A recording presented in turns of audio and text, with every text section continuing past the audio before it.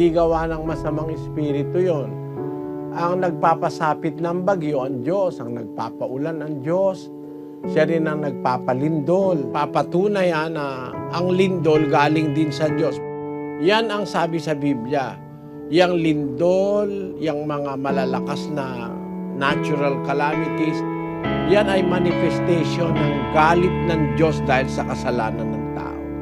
Ang sabi nila, likha raw ni Satanas yan. Pero ang totoo, hindi pwedeng alugin ni Satanas ang mundo. Wala siyang karapatan. Nung nakipag-usap siya sa Diyos para patunayan ng Diyos yung tungkol kay Job, nakapagpagawa siya ng malakas na hangin para mamatay yung mga anak ni Job.